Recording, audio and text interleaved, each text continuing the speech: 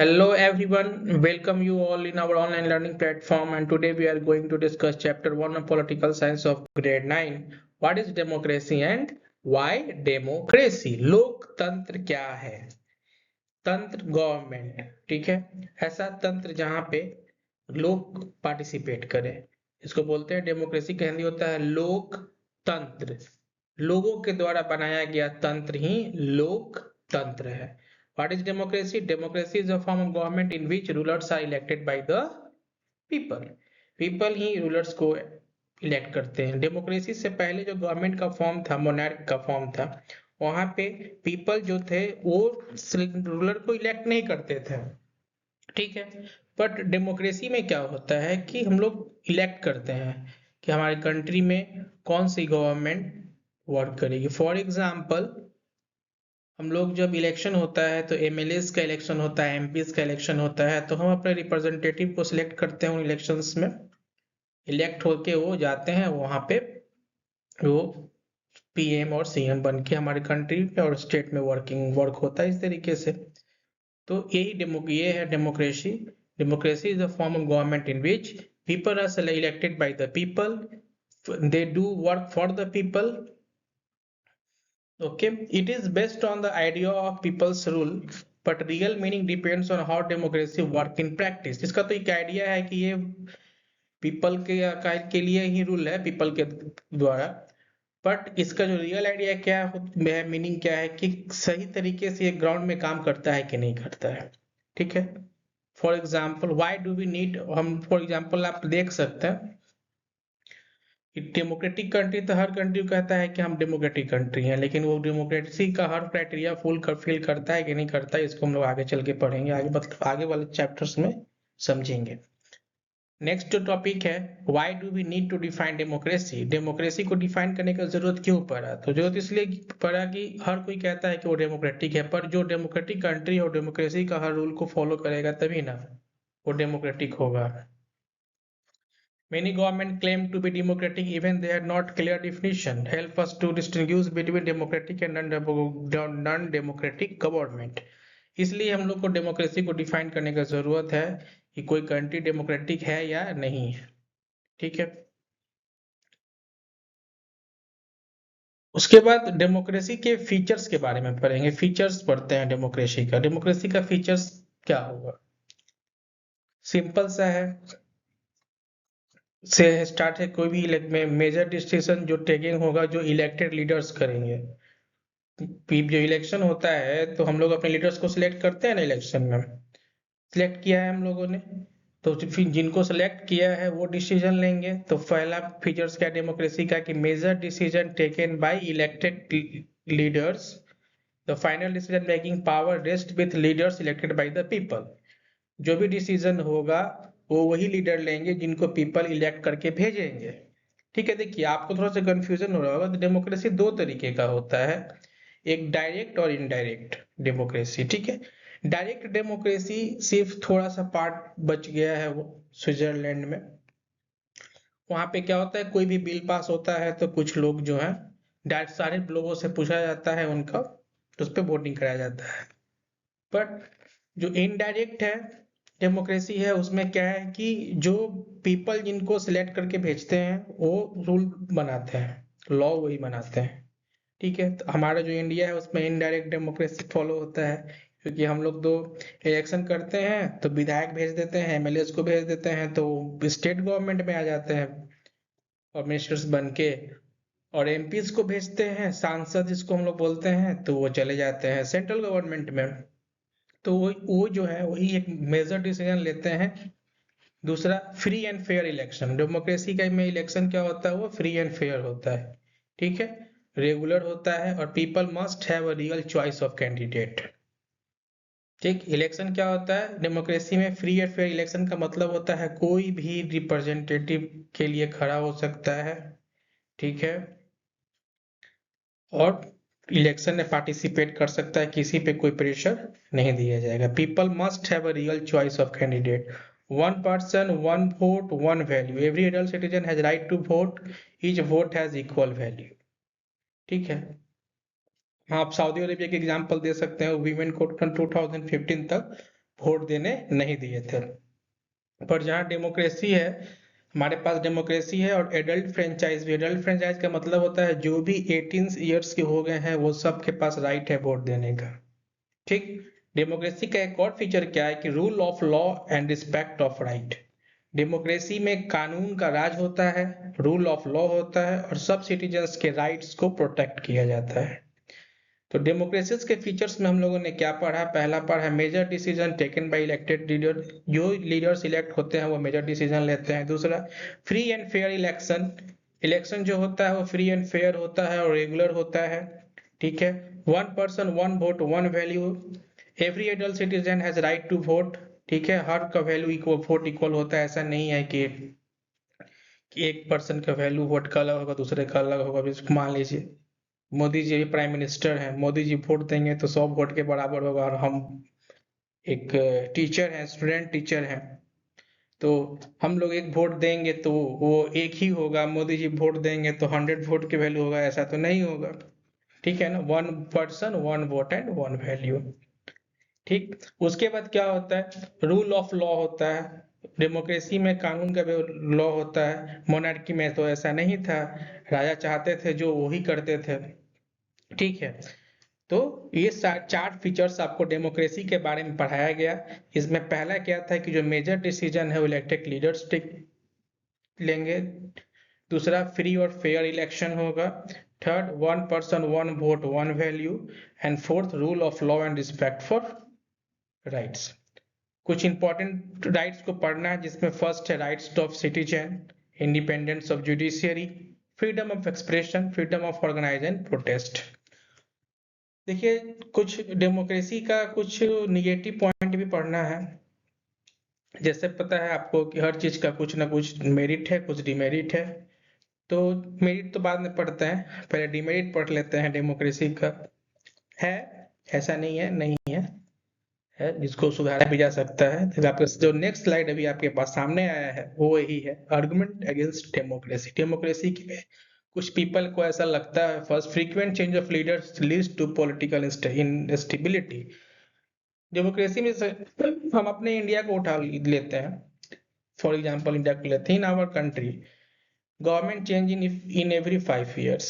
Okay, if a project is passed and government change in 5 years, then other government come and they become lazy on that project, and the project which completed in 5 years or 6 years it take to complete in 20 years.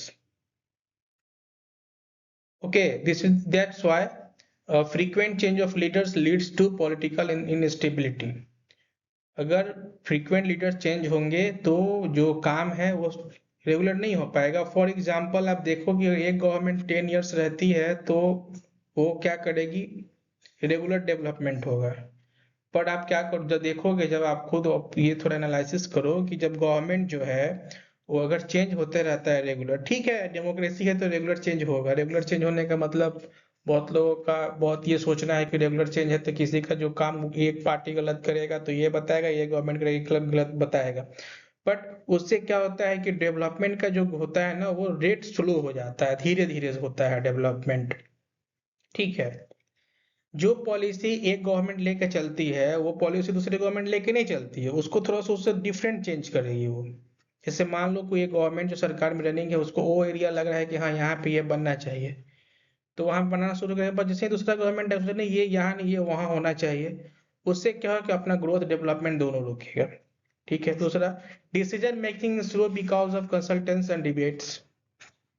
हाँ देखो, एक तो ये ठीक है कि हाँ थोड़ा सा स्लो तो हो जाता है। मोनार्क सिस्टम में क्या था कि राजा बैठे, दरबार लगा और जो बोले सो हो गया। तो उससे तो थोड़ा सा तो इसमें होना ही है, क्योंकि इसमें कोई भी लॉ बनेगा, कुछ भी बनेगा तो डिस्कशन चलेगा, कंसल्ट होगा, उसके बाद फाइनल होगा। अगर कुछ लोग नहीं चाहेंगे तो नहीं होता है। देख ही रहे हैं कितने सारे लॉज हमारे अभी जो गवर्नमेंट है वो लाई है, पर अपोजिशन नहीं चला है, चाहा है, लोगों ने उसे नहीं कहा कि नहीं ये कानून सही नहीं है, तो वो भी तो लागू नहीं ना हुआ। बट मोनार्क में तो ऐसा नहीं है, मोनार्की जब थे तो ऐसा तो नहीं ना था। तो ये एक है कि डिसीजन लेने में थोड़ा सा स्लो होता है, पर ठीक है। सेकेंड है it may be lead to corruption, इसमें करप्शन भी होता है। करप्शन पे हम लोग ज़्यादा बात नहीं करेंगे, ठीक है। करप्शन के लिए अलग से एक वीडियो बनाएंगे, इसमें हम लोग करप्शन को डिटेल में पढ़ेंगे, ठीक है। ऑर्डिनरी पीपल में not know what is best for them, ये एक सिंपल ऑर्डिनरी पीपल है, उनको तो ये भी नहीं पता है कि उनके लिए बेस्ट क्या है, पर ठीक है। In this slide, we only discuss the argument against democracy. First, frequent change of leaders leads to political instability. Second, decision making is slow because of consultation and debates. Third, it may lead to corruption. And fourth, ordinary people may not know what is best for them. Next है arguments in favour of democracy के favour में आपको मैंने start से ही बताया कि हर चीज का एक मेरिट है डिमेरिट है, तो कुछ आप फेवर के बारे में भी पढ़ लेते हैं। डेमोक्रेसी में गवर्नमेंट अकाउंटेबल होता है, सब जो अकाउंटेबल गवर्नमेंट का मतलब होता है कि उनको पूरा डिटेल देना पड़ेगा खर्च का, सब कुछ का, क्या किए अभी तक नहीं किए तो आपको चेंज कर दिया जाएगा, ठीक है। दूसरा है बेटर डिसीजन, अगर एक चीज को एक कोई बात का डिसीजन हम तुरंत ले, एक पे डिबेट करके ले, थोड़ा टाइम ले, कुछ लोगों से कंसल्ट करके कोई अगर लॉ बनाते हैं तो वो ज्यादा क्या होगा, इफेक्टिव बनेगा, ठीक है। मोनार्क था कि बैठते और तुरंत डिसीजन लेते थे, बट यहाँ पे क्या था, बेटर डिसीजन होगा ना, क्योंकि एक डिसीजन पे समय लिया जाएगा, कुछ डिस्कस करना है, कुछ लोगों से डिस्कस करना पड़ेगा, कुछ नया पॉइंट आएगा। फॉर एग्जाम्पल मान लीजिए हम लोग एक एडवाइस ही लेते हैं किसी से कुछ काम पे, 4-5 लोग से लेते हैं, तो हमारे माइंड में जो बात नहीं आता है दूसरे में आता है, तो उसको उसमें डाल लेते हैं, तो ये एक बेटर डिसीजन लेने के लिए सही है कंट्री को रन कर। दूसरा, making peaceful resolution of conflict, कहीं पे झगड़ा हो रहा है, कुछ ऐसा बात है जहाँ पे आपसी तनाव होगा, वहां पे ये पीसफुल काम करता है। दूसरा जो है सिटीजन्स का इक्वलिटी और डिग्निटी को बढ़ाता है। फिर अलाउ करेक्शन ऑफ मिस्टेक्स, अगर हम लोग सिलेक्शन में गलती हो गया है, मान लीजिए इलेक्शन में या कोई गलत विधायक बन गए तो अगले बार उनको हटा सकते हैं, मोनार्क में तो ऐसा नहीं रहता है। बट डेमोक्रेसी में एक ये डेमोक्रेसी का जो ये है एडवांटेज है, जो हमारे पास ये argument in favour of democracy में है, तो इस पे हम लोग पहले ये पूरा पॉइंट को अच्छे से एक बार और फिर से पढ़ लेते हैं। पहला क्या है कि गवर्नमेंट जो है मोर अकाउंटेबल होगा, ठीक है, better decision. Third, making peaceful resolution of conflict. Fourth, enhances dignity and equality of citizens. And fifth, allow corrections of mistake. और जो लास्ट है टॉपिक जो अब पढ़ना है इस चैप्टर में, ब्रॉडर मीनिंग ऑफ डेमोक्रेसी का ब्रॉडर मीनिंग क्या होगा, तो democracy is not limited to only for government, government के लिए नहीं है, डेमोक्रेटिक फैमिली होना चाहिए, क्लासरूम होना चाहिए, ऑर्गेनाइजेशन होना चाहिए, ठीक है। डेमोक्रेटिक फैमिली का मतलब कोई भी डिसीजन हम लोग खुद से नहीं लेते हैं, आपसे बैठ के पूरे परिवार हम लोग बैठ के डिसीजन लेते हैं एक टॉपिक पे, किसी टॉपिक का, तो एक तरह से वो डेमोक्रेटिक फैमिली हो गया उसे रन करना। एक डेमोक्रेटिक क्लासरूम कैसे होगा, जो उसका डिसीजन जो है हर बच्चों से पूछ के लिया जाएगा, बच्चा भी तो एक जो वहाँ पे क्लासरूम में है तो एक जो सिटीजन है, ठीक है। तो हर टॉपिक पे हम लोग उसको वो लोग डिस्कस करेंगे, हाँ इस पे ये करना चाहिए तो ऐसे पढ़ना चाहिए, तो वो पैसा करना चाहिए, तो एक डेमोक्रेटिक क्लासरूम है। फिर एक डेमोक्रेटिक ऑर्गेनाइजेशन है, तो बहुत सारे ऑर्गेनाइजेशन डेमोक्रेटिक नहीं होते हैं, ठीक है, क्योंकि डेमोक्रेसी एक मेंटल माइंडसेट है, ठीक है। क्योंकि वो तो आज भी मोनार्क की तरह ही रहे, बहुत सारे जो डेमोक्रेटिक ऑर्गेनाइजेशंस है जिनका माइंडसेट आज भी मोनार्क की तरह ही है, नहीं जो हम सोचे हैं वही सही है, आई एम द बेस्ट, तो no one is the best in this world, you as know, you all know, no one is the best in this world. Democracy, in democracy we discuss a point, we think a point by in different 15 to 20 ways, एक चीज को हम लोग 50 तरीके से उस पर देखते हैं कि हाँ इस पे क्या होगा, इससे क्या होगा, नहीं होगा, क्या होगा, इसलिए डिस्कशन किया जाता है, ठीक है। तो जो है डेमोक्रेसी जो है ये आप लोगों हमको आपको समझने का इसलिए जरूरत है, क्योंकि ये एक से कंट्री ही नहीं चलेगा, आपका घर में भी या कोई बात ऐसा डिस्कशन है, तो आप अगर आपका फैमिली भी अगर डेमोक्रेटिक रूल फॉलो कर रहा है, आप हर मतलब हर बात आपसी सहमति से आगे बढ़ रही है, तो आप फैमिली अच्छे से चलेगा आपका, ठीक है। इसीलिए इसमें सिचुएशन लिखा हुआ, it can also describe situations like democratic family first, क्योंकि हमारा फैमिली से ही सोसाइटी का स्टार्ट है, ठीक है। तो स्टार्टिंग वहीं से मिलने वाला है, ठीक। फिर डेमोक्रेटिक क्लासरूम्स और डेमोक्रेटिक ऑर्गेनाइजेशन। कोई भी ऑर्गेनाइजेशन अगर डेमोक्रेटिक है, वो अपने स्टाफ्स का बात सुनता है तो वो बहुत आगे जाएगा, और जिनको नहीं है, अपना टशन है, तो फिर उनका तो फिर अब मोनार्की रहा ही नहीं, डेमोक्रेटिक रह गया, तो वो क्या रहेंगे, क्या। आप लोगों को इस चैप्टर को अच्छे से समझना है, इस वीडियो को बार बार देखिए, फिर कुछ प्रॉब्लम है कमेंट सेक्शन में कमेंट कीजिए, आपको फिर से पढ़ाया जाएगा, अच्छे तरीके से पढ़ाया जाएगा। हमारा कमिटमेंट बस इतना ही है कि हर टॉपिक को आप लोगों को अच्छे से समझा दिया जाए। कुछ भी प्रॉब्लम है आप कॉन्टैक्ट कर सकते हैं। नेक्स्ट है democracy as an ideal. Democracy is not only about elections. A real democracy should ensure no sleep hungry, equal opportunities for all, equal participation in society. Democracy का मतलब ये होता है कि कोई भी भूखा ना सोए, हर आदमी को फूड मिले खाने को, इक्वल अपॉर्चुनिटीज मिले सभी को, इक्वल पार्टिसिपेशन हो सोसाइटी में। No country is a perfect democracy but all democratic countries are continuously improving. हाँ, कोई भी परफेक्ट डेमोक्रेसी नहीं है, पर वो इम्प्रूव कर रहा है, ठीक है।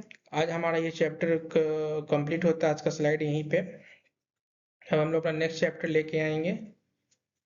Thank you, please subscribe my channel. आप कनेक्ट हो हमसे, अच्छे से पढ़िए। हमारी टीम हम आपके से कनेक्टिविटी बनाने के लिए प्रयास कर रही है। Thank you.